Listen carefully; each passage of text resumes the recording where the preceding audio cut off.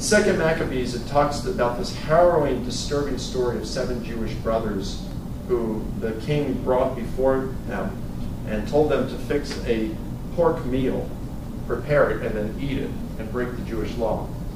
And in defiance to the king, they just said, we will not do that. So one by one, starting with the eldest brother, the king tortured them to death.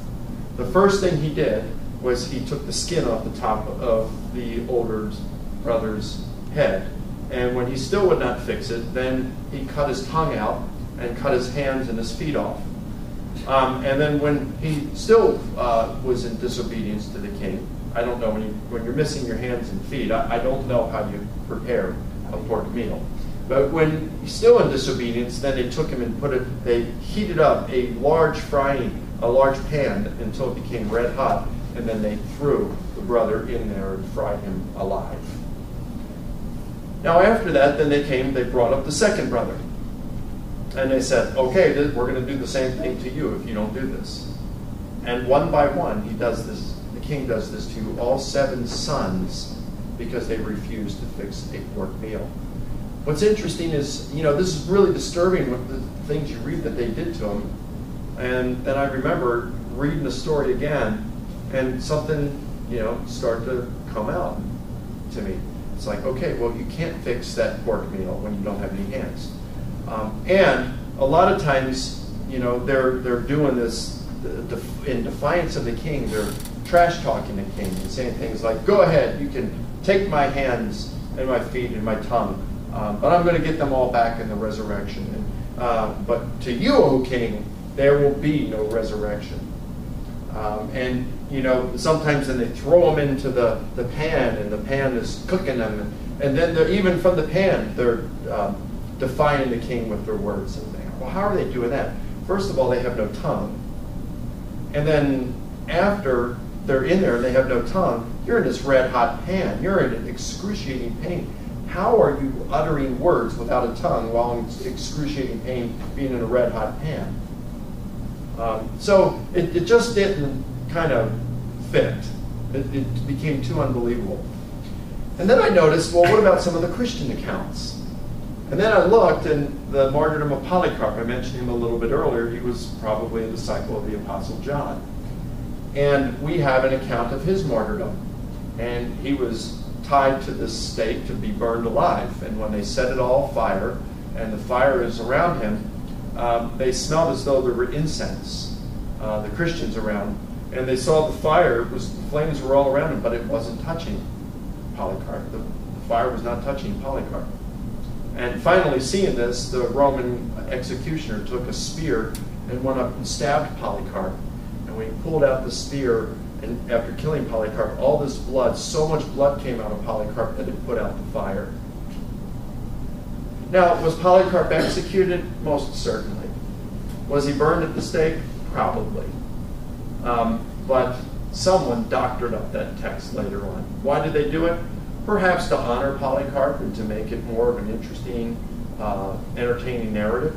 Perhaps to encourage Christians, just as the Jewish ones for their martyrdom accounts, to encourage Jews that, hey, you may be facing the same kind of situation, and God can work through this beautifully, just as he did for these martyrs. So there's all different kinds of ways of looking at it.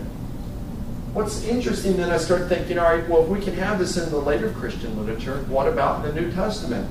If we don't assume that the Bible is God's word, that it's not inspired, I believe that it is, but if we don't assume that, and I can't do that as a historian, I have to look at the New Testament literature as, for what everybody agrees it is, literature written in the first century that the Christians regard as authoritative. So when we look at that, are there any embellishments that we can see in the death accounts of Jesus?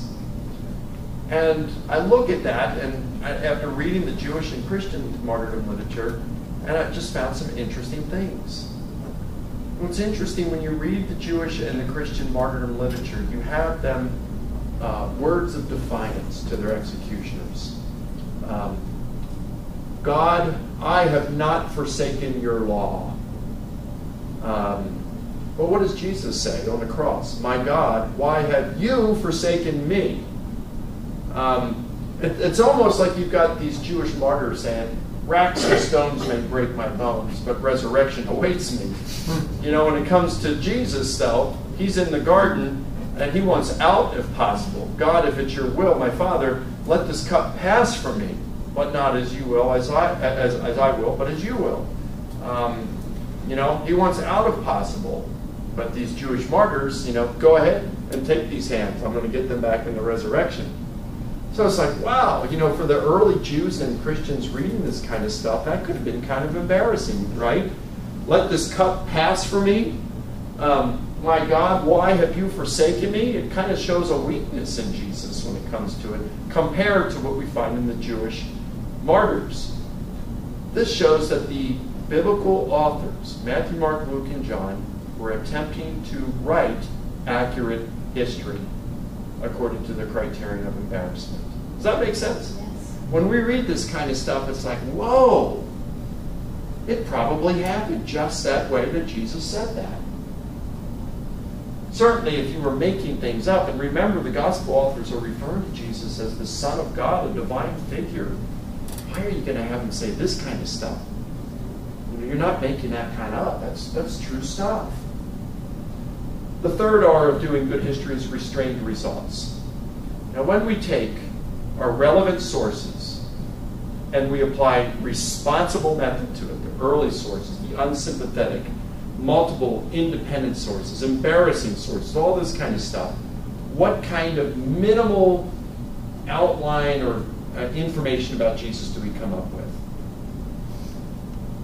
Well, we know that Jesus was crucified by the Romans when the Jewish leadership demanded it. We know that Jesus was a Jewish traveling teacher who thought he was chosen by God to usher in his kingdom. We know that Jesus performed amazing deeds that he and his followers regarded as miracles and exorcisms. His original disciples taught that he was resurrected shortly after his crucifixion. I would also add to this, now everything I've given you here is something that virtually 100% of all scholars agree upon, including atheists. But there's much more, I believe, that sober historical investigation can provide about Jesus. But just this what I've just given you, almost everyone agrees upon. Whether you're atheist, Jewish, liberal, agnostic, or whatever, they agree on these.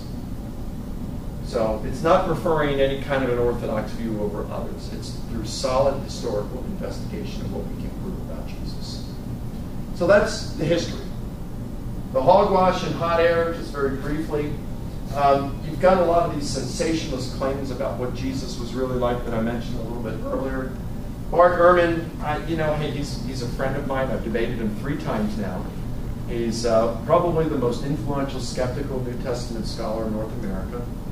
And in one of his books, he writes, the proto-Orthodox Christians, that's those bully Christians that later became Southern Baptists down the line. The proto-Orthodox Christians won the debates and determined the shape of Christianity up to the present day. Now, in a sense, Ehrman is correct.